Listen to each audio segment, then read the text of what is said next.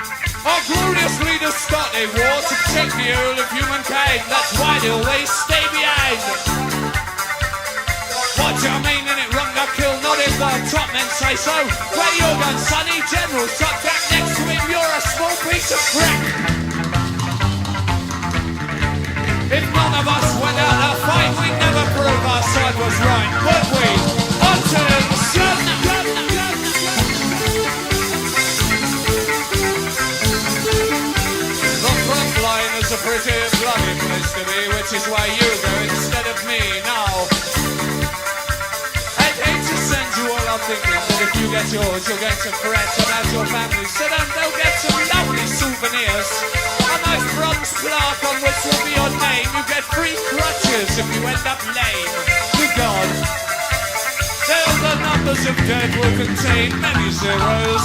The survivors will return to an unfit hero.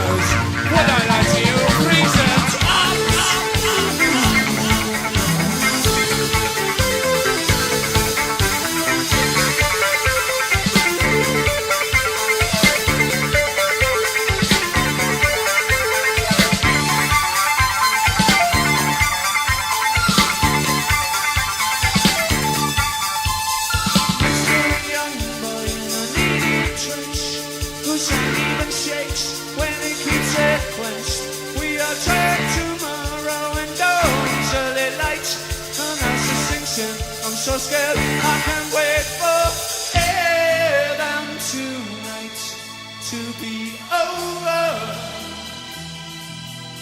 And tonight to be over.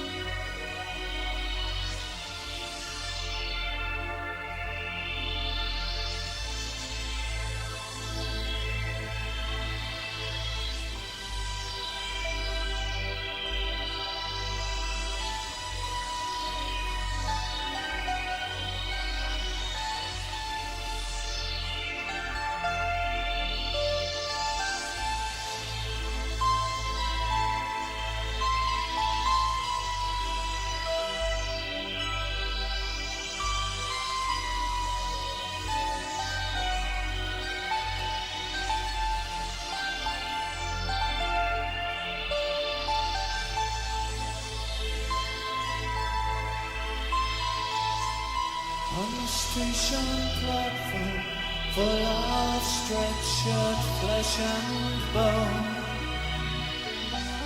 Legacy of how easy it is to destroy whatever's grown. Maybe there's a reason that is worthy of a name. Just sick illusion, I suppose, will happen again. Next time they ask for minutes, please stand beyond recall. I didn't gain my self-respect, I didn't gain anything at all.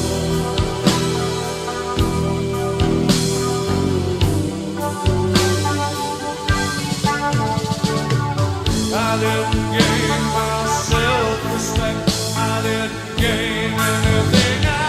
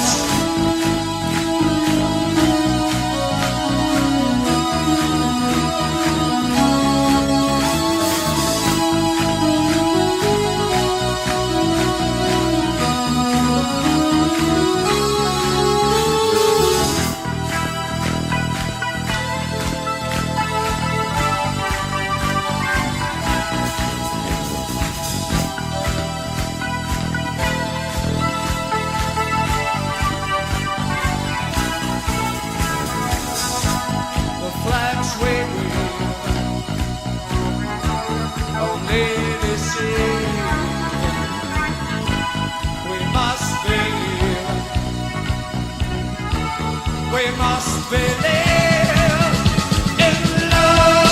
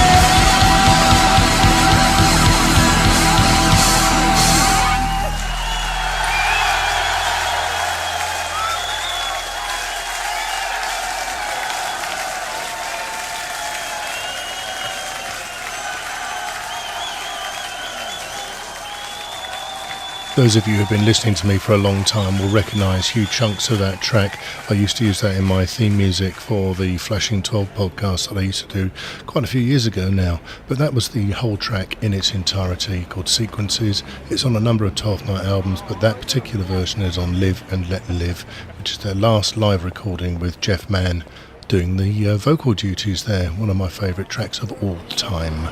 So thanks to 12th Night for permission to play. Links in the show notes in the usual place at www.thisweekinlondon.co.uk. Okay, now we're going to talk about the Docklands Light Railway. Now, you will have already, if you've come to this and you're listening to this through the website, you will already have seen the large map. We refer to the map in the upcoming interview on a number of occasions, so keep your eyes and ears open for that. Docklands Light Railway is east of London. It covers journeys from Lewisham in the south, Stratford in the north, Bank Station and Tower Gateway in the west, and out to Canning Town and the London City Airport in the east. One thing you need to bear in mind about the Docklands Light Railway is that there's actually no driver on the train. They have they used to call them train captain, but I suppose they've been given something far more posh name like passenger service assistant or something. But essentially there used to be a guy called the train captain, and he would look after the train. But all of the control, the acceleration, the brake, pulling into the stations, all controlled by computer. And you'll hear us talking about sitting up the front and pretending to be a driver. Well, you can on these trains because there is no driver. Just a quick word about audio quality on the actual recording of the interview. It's recorded on my Marantz recorder, my PMD 620. It's stuck in the middle of a desk on full blatt, so you get to hear absolutely everything. You do from time to time hear trains going past. We're literally right by the Docklands Light Railway when this is recorded, so every so often you'll hear the chugga-dun of the train going by. Adds a note of realism, but you soon get tuned in to the quality. Thanks very much. Here we go. Could you just explain who you are and what your respective roles are? Sure. I'm Nick O'Donnell. I work as the Development Projects Manager within DLR. My role, very, very simply, is to try and plan and develop the network going forward. And it involves principally looking at extensions to the railway, new stations, and enhancements to existing parts of the network. So it may be areas around the stations, or looking at new strategies, for example, introducing public art, or cycle parking, or climate change policies that fit with the DLR. So it's kind of quite a broad remit. Okay. And I'm David Sanders. My job title is Publicity and Stakeholder Manager, and it's my responsibility to publicise the various extensions and improvements we've got going on to DLR, and that covers a wide range of people, from sort of the media to local residents to local businesses, and making sure that people are informed all the time of what's going on and what the various timescales are and how they can be impacted on what DLR is planning in and around where they live. Thank you very much. I've been using the DLR since March of '88. All right, and I think, as I remember, it opened up in August '87. That's right. Yeah. Mm-hmm. So back then it was, let's say, it had its own challenges, didn't it? But dramatic. It's been moved on. It's moved on a tad since then. Yeah.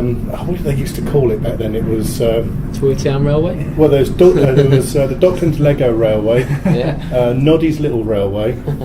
I mean, terribly unfair, but back then it had its own challenge. I guess what would be useful just to talk about the history, where it's come from, why it is, why it's here, what it's all about, where we are today, stats and usage and where we go, and perhaps most importantly, the future. Okay. Because I know it's got a rosy future and lots of good things expecting to happen. So, opened in '87. Why?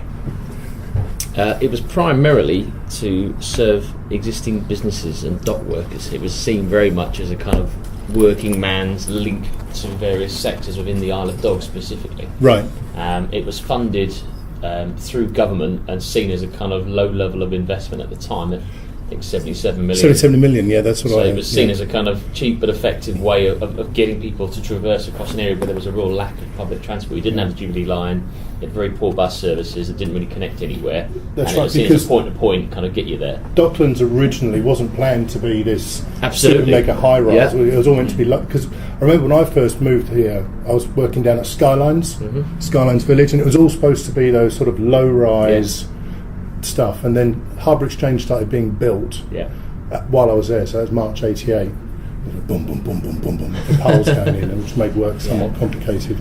And then it moved on, and then of course Canary Wharf started, and it all went crazy after that. It was kind of the early 80s with the enterprise zones. I don't know if you remember, with the government sort of bringing all that in, and it was about encouraging businesses into the area, bringing up the levels of investment. And the biggest cry was, well, hang on a minute, we need something to get our workers here, there, and everywhere. Yeah. What can you do, government? And they came up with the idea of well, it's kind of the LDDC as it was, kind of the ideas around sort of a transport fixer link to take from point to point. Absolutely.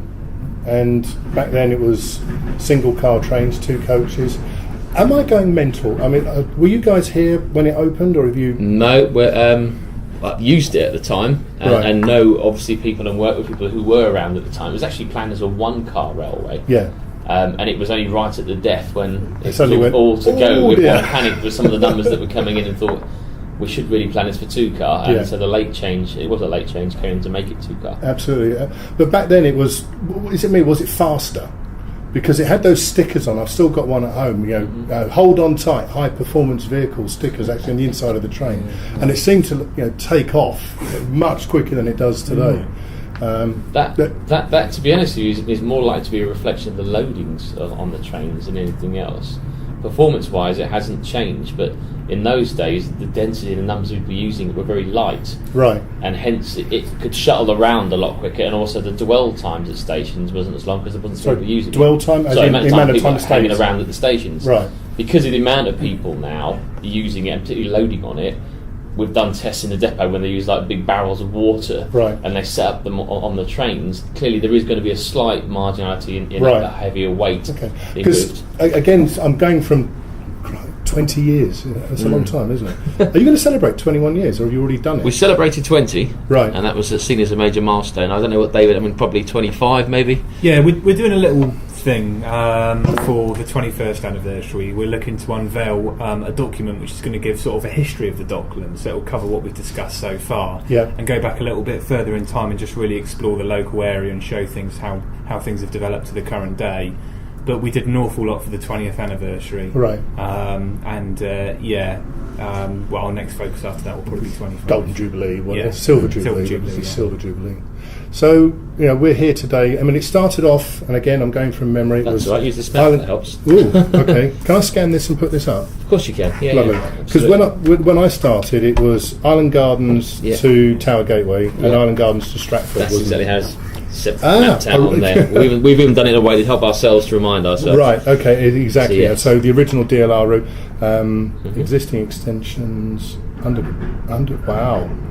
Okay. All the way out to Dagenham. That's correct, yeah. Okay, I'm going to put this up on the website so everyone will be able to see what we're talking about here. But what are you now? You started off at 13 kilometres of track, didn't it? And then now it's at 30 odd. It was 11 kilometres, I think, at the start. Right. And 15 units. So the other way around. So it was 11 units and 15 kilometres. Right. And it's 30 odd now. And now it's 31. Okay. Yeah. I've done my research. Very good. So we. Oh no, we're going to get interviewed. Oh Lord. When did Bank open? Bank was 94. 94. Because I remember that opening and this amazing adventure. You sit up. Everyone sits up the front of the train when they can. Even though I'm 46, I like to sit up the front of the train, pretend I'm driving.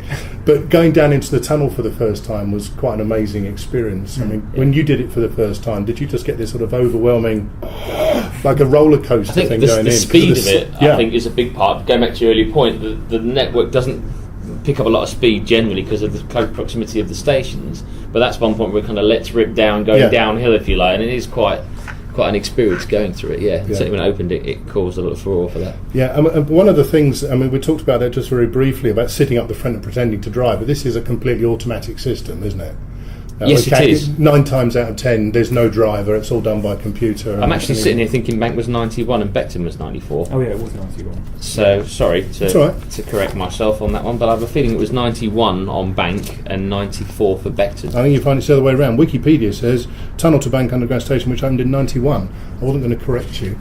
Yeah, that's what I'm just saying. All right. Sorry, I was just saying that. Confusing ourselves now, yeah. The Bank's 91 and Beckton was 94. Gotcha, okay. So I remember the anniversary, the 10-year anniversary of that, so. Okay. And the second phase of expansion was Bank, and then more recently down to Lewisham, and then it was Bank, then Beckton. Bank, then Beckton. Okay, in so now where you could 94. run straight through from Bank. Yeah, so you had the connections across here, and then it started looking south towards Lewisham in 99. I mean, the killer for me now is the fact that you can go straight to London City Airport on the DLR from Bank Station. I mean, I work at Old Street, so I drop down too and just get the DLR straight through, and it's just fantastic. Yeah. Because that opened pretty recently, in the last couple of 5. Yeah. Okay. So how many people does DLR carry now? I think the latest figures are about 66, 67 million. Passenger annual journeys. People journeys. Yeah, annual journeys on the DLR. And that's forecast to be 80 million by next year. So the level of growth and the rate of growth. What are you doing to make sure they all fit? Well, the key thing is really it's concentrated in very large parts on the DLR, particularly around the core. And what we're doing is we're upgrading the central part of the DLR from Bank Tower Gateway down to Lewisham to 3-car trains and 3-car improvements along various platforms. Okay. So that's where you'll carry the core of those growth numbers, because they really are focused around the Isle of Dogs. Okay. With all the developments you can see just outside the window. Basically. Absolutely. I'll probably take some pictures later on and post them up. I think what else we need to cover. It's been around since 87. We're here in 2008, 20 odd years later. You've got more extensions coming all the way out to Dagenham Dock. You're going down to. So is that another tunnel at Woolwich Arsenal? Yep, Woolwich Arsenal basically. King George is level to the surface that you have effectively, and then as it leaves the station, it starts to dive down into a tunnel section. And then it's a tunnel underneath the Thames, about sort of 30 metres in depth. Okay. And then as it comes out, it's still in tunnel, but it heads sort of rising up slowly towards Woolwich Town Centre. Okay. And it'll tuck in next to and link into the existing Royal Arsenal station. So is that tunnel? Have they broken through? As it were? Are they? Yeah. All the tunnel sections were done last year, and there's two twin bore tunnels that are now complete. And all they're really doing now is just the final fit out works, which should be completed in the next few months, and then testing and commissioning, and it's ready to open. So when? September? Early next year. Probably January, February 2009. Wow.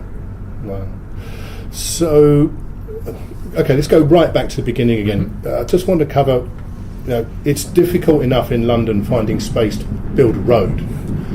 Where did you get the space to build the Docklands Light Railway in Docklands? And clearly there's a lot of old dock sites and that sort of stuff. What was the infrastructure there to start off with in terms of railway track, and did you have to build a lot of things to make it happen? On the early part of the railway, some of the fortune that was on our side was that we did use some old railway corridors. So for example, up towards Stratford there was an old railway line that ran that way, and albeit none of the infrastructure was there, the sort of parallel line of where it used to be remained open. It remained open and just kind of brownfield grass, open area. So we didn't have that much property to demolish on certain sections, and also we were in an area which was very underdeveloped at the time, not like what you see out here now. There was a lot of open sites, land that was just sitting there waiting for something to happen. So we had the fortune of being there early in the process, that there was a lot of open space that we could use and we could plan around that. Yes, there was a small element of property involvement, but we were fortunate the timing of it, and the fact that DLR, compared to say trams, because it's segregated, doesn't have to run on the street, say, like something like Croydon Tramlink. Therefore you can kind of pull it away and be a bit more flexible with how you interface. So we can drop it into tunnel, we can run it level, we can run it up on stilts if you like, on viaduct, and because we had that flexibility we could try and sort of go up and around and over what was there as well. Compared to something like a normal tram system which has to run on the street, it's very constrained in that way, and hence it is more likely to hit upon problems with other property. Smashing. So I'm going to edit all this down anyway. No, that's fine. Sure. If I'm rambling on, do. No. To be honest, I do a show and it's around half an hour anyway. The more the merrier, really. I mean, if you've got anecdotes and things like that you want to tell about life with the DLR, then do just fire away. Yeah, no, great. So I don't do very many interviews. I tend to be selling stuff for a living. It's probably worth mentioning the Stratford International extension as well. Okay. Yeah, sure. I mean, with a lot of the DLR, people sometimes forget that it takes years, and I mean several years, to often get projects off the ground. So we have the ideas, and I guess there's an element of frustration that it takes several years to see these things through. But we do a lot of sort of demand forecasting, looking at the future and try and work out where are the growth areas, what's likely to happen. And Stratford's a good example, and the Stratford International line, which is due to open in 2010, is an example of where we identified there was an existing railway line there, the old North London line that still runs but up to Stratford now. And the levels of use were very low through there, but the potential demand and change because of the Olympics and all the regeneration meant that was never really going to be enough, and we managed to negotiate taking over an existing railway line that was live at the time, bringing in extra new stations in between areas that were going to grow, and then connecting up towards the Channel Tunnel rail link station at Stratford International. So that gave us an opportunity to really kind of regenerate areas along an existing railway corridor, which is going great guns at the moment in terms of construction. So, planned open, 2010. Yeah, 2010. Okay, so hopefully it'll all be up and running and fully operational by the time the Olympics. Oh, very much so. Yeah, we're looking well in advance of the Olympics to allow us at least kind of 18 months, 2 years time to sort of test and bed in the whole. So is that going to link into Eurostar services as well? Yes, it will have connections there. Yes, at Stratford International. Oh, fantastic. So for me, I live down in Sidcup, so I can get a taxi to Lewisham, taxi to Woolwich, and up for the Eurostar there, or back out to Indeed, Ipswich. domestic and other services all the way through there. So there's the great kind of gateway opportunity that runs through Stratford International. Okay, so that's taking us out to the best part, 18 months or so. Yep. I mean, do you have vision views of where you're going to go after that, or is this... In terms of extensions, the last one on the map is Dagenham Dock, which we've recently just put in powers for. So we've got an outline design now. We've given our plans to government, if you like, and we're now looking to secure approval to go towards construction for that. We've still to secure all of the capital funding for actually building it, but we have approval from, we did have approval from the last mayor, and the current one has not expressed any discomfort with it, to run a new line from Galleons Reach to Dagenham Dock, and we're looking for that to be open in 2017. Ouch, that's a long way out. So it's long-term planning, but again, it's about picking up lots of areas of development and new growth that's happening slowly but surely in that zone. Wow. Is there anything we could... You've mentioned anecdotes as well. Yeah. Is there anything can you think of anything, Nick, sort of bring it to life, some sort of real-life example of anything on the Dagenham Dock? What about the Queen when she opened it? Can you tell us a story about that? Because I know that is actually quite... Like an urban myth, isn't it? Is it an urban myth, or is it... Yeah, it is a bit of an urban myth. All right, it's your chance to tell the true story then and put Wikipedia right. Yeah, well... There's a suggestion that the Queen was on DLR and she got caught for quite a substantial period of time because there was some sort of failure on board, which meant that the door shut and she couldn't get out. And which wouldn't be ideal on your opening day. No. And having spoken to somebody who was there on the day, they told me it's a bit of an exaggeration.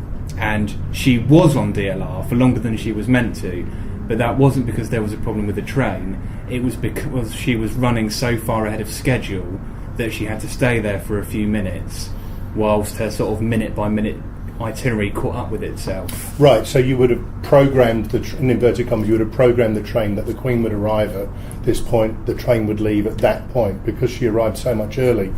So early, the train wasn't ready to leave. Yeah. Its timetable time hadn't come and gone. I'm not sure whether it was an issue with sort of the programming of the train or whether somebody from Her Majesty's side said, "Can we just hold things here for a few minutes?" Yep.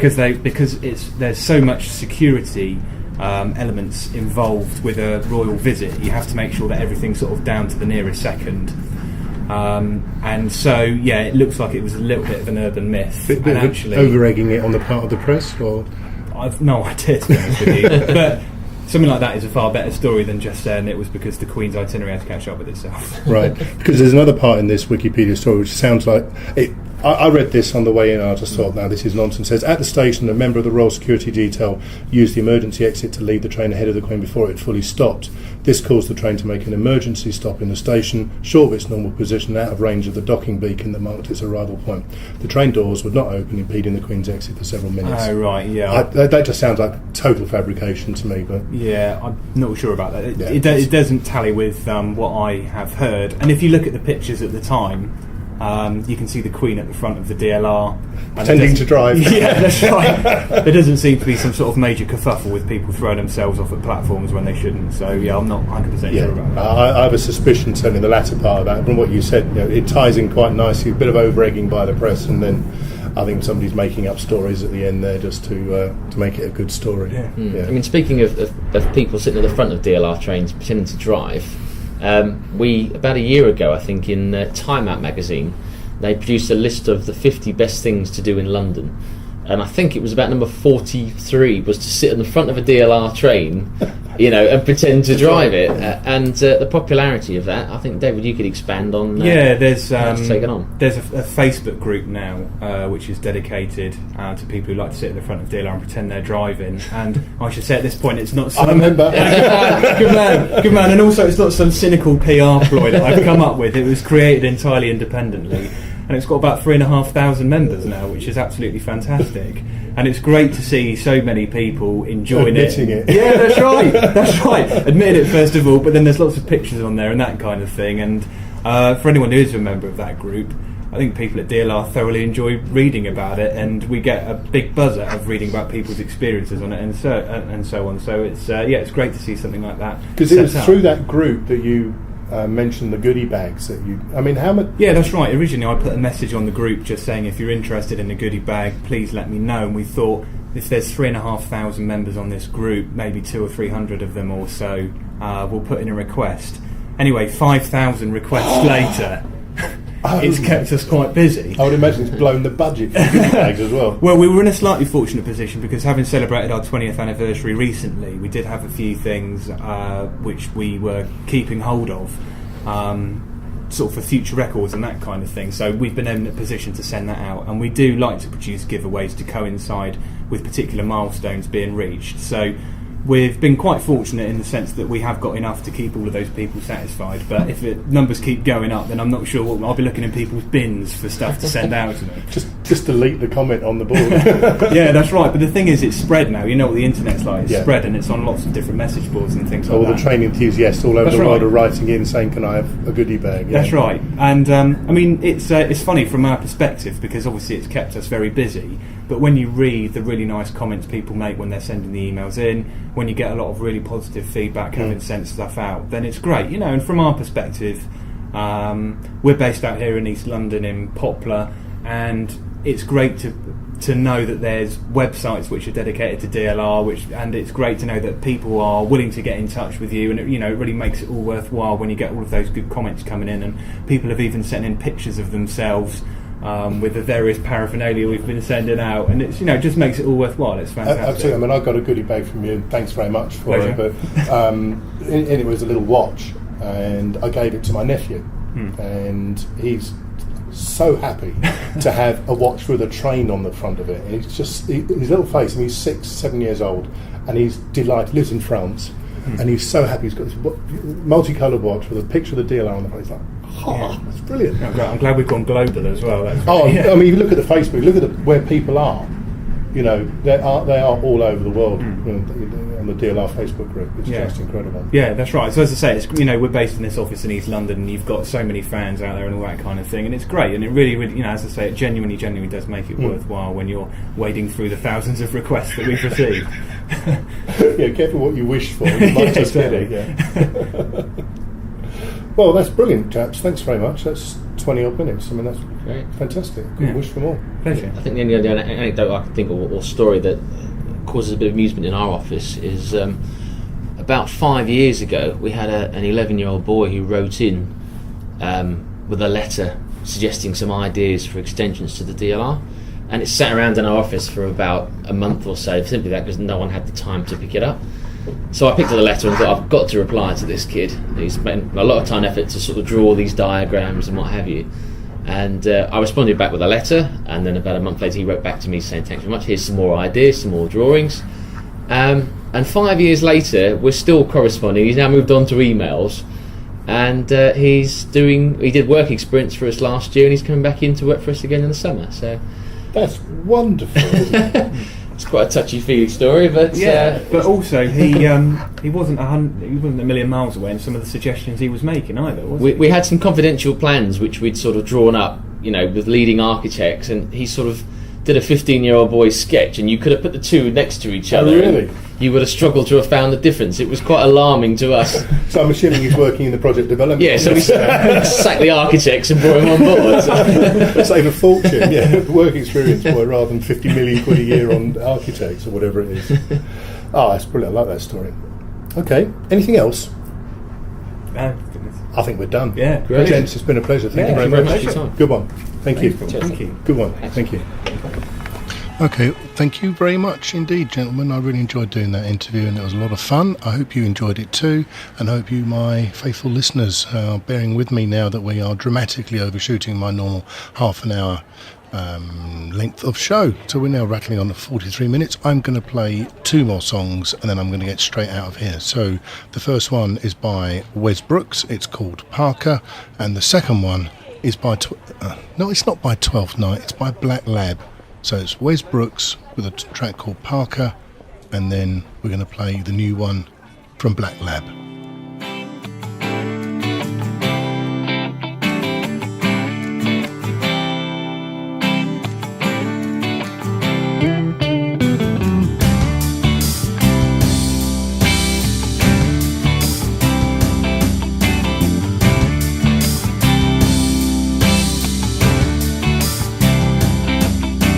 Nights are drawing in, I'm calling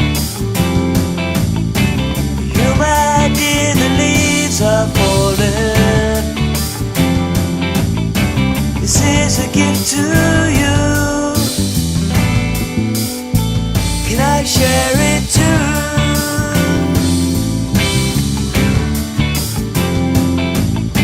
The night moves on, the sky gets darker. Cold outside, put on your parka. Step outside, it keeps you warm. Hood's up, pocket is torn. Come and take my hand. It's only you I understand. Come and take my hand. You make me feel like no one can.